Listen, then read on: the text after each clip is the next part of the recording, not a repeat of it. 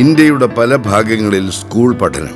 പുതുച്ചേരിയിൽ നിന്ന് പരിസ്ഥിതി ശാസ്ത്രത്തിൽ ബിരുദാനന്തര ബിരുദം, ലണ്ടനിൽ നിന്ന് പരാഗണ പരിസ്ഥിതി ശാസ്ത്രത്തിൽ PhD, ഫുൾബ്രൈറ്റ് നെഹ്റു ഫെലോഷിപ്പ്, കാലിഫോർണിയയിലെ സാന്താ ബാർബറ സർവകലാശാലയിലെ പോസ്റ്റ് ഡോക്ടർ ഫെലോ. ഇത്രയും അക്കാഡമിക് നേട്ടങ്ങളുള്ള ഒരു പെൺകുട്ടിക്ക് എവിടെയൊക്കെ എത്തിച്ചേരാം.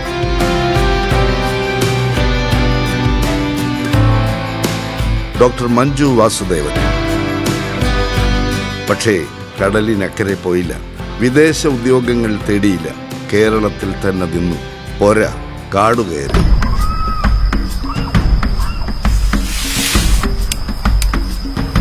പരിസ്ഥിതി ഗവേഷകർക്ക് ആദിവാസികളുടെ സഹായം വേണ്ടിവരും.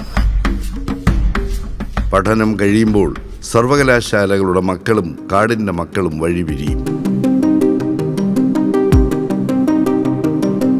മഞ്ജു പക്ഷേ കാനന സർവകലാശാലകളിലെ അംഗീകരിക്കപ്പെടാത്ത വിജ്ഞാനികൾക്കൊപ്പം ഉറച്ചു നിന്നു.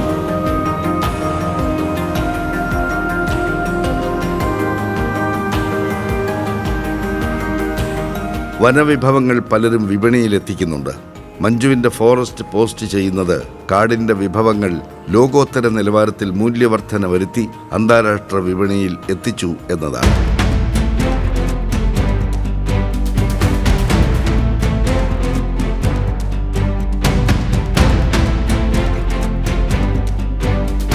മഞ്ജുവിന് വനവിഭവങ്ങൾ എന്നാൽ തേനും കോലരക്കും കുന്തിരിക്കവുമല്ല. കണ്ണാടിപ്പായ് എന്ന് കേട്ടിട്ടുണ്ടോ? കേരളത്തിലെ ആദിവാസികളുടെ പേറ്റന്റ് കിട്ടിയ അത്ഭുത ഉൽപ്പന്നം. കണ്ണാടിയുടെ മിനുപ്പുള്ള ഈറ്റപ്പായ, മുതുവരുടെയും കാടരുടെയും നേരറിവ്, അങ്ങനെ ഓരോ ഊരിൻ്റെയും തനത് വിജ്ഞാനമാണ്. അതാണ് മഞ്ജു തിരഞ്ഞെടുത്തത്.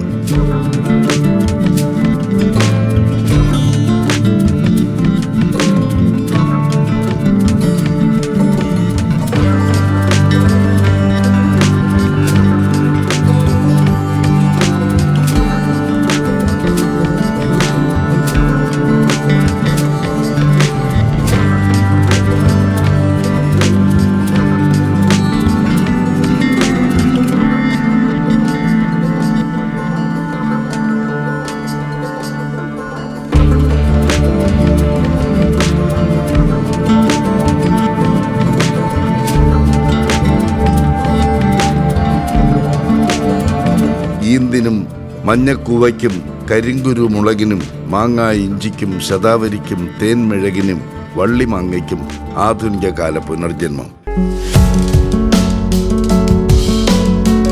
ഈ ദൗത്യത്തിന് പിന്നിൽ അകാലത്തിൽ അന്തരിച്ച നദീതട ആക്ടിവിസ്റ്റ് ഡോക്ടർ ലതയുടെ പ്രതിബദ്ധതയുടെ ഓർമ്മയുണ്ട്. സുഹൃത്ത് ശ്രീജയുടെ സഹസംരംഭകത്വമുണ്ട്.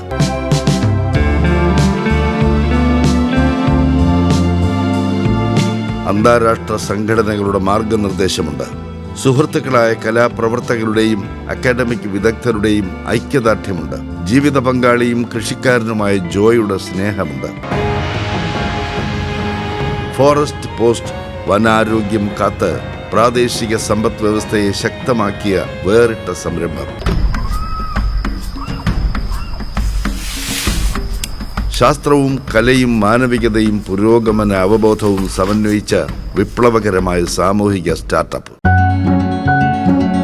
ഞങ്ങളുടെ ഹർഷാരവങ്ങൾ മറുനാടൻ സ്വർഗങ്ങളെ തള്ളിക്കളഞ്ഞ് നാടിനും മണ്ണിന്റെ മക്കൾക്കും നേരെ നീണ്ട ഈ ഐക്യദാർഢ്യത്തിന് ഞങ്ങളുടെ അഭിവാദനങ്ങൾ. കൊട്ടാരം വിട്ടിറങ്ങിയ ഈ തഥാഗത ജീവിതത്തിന്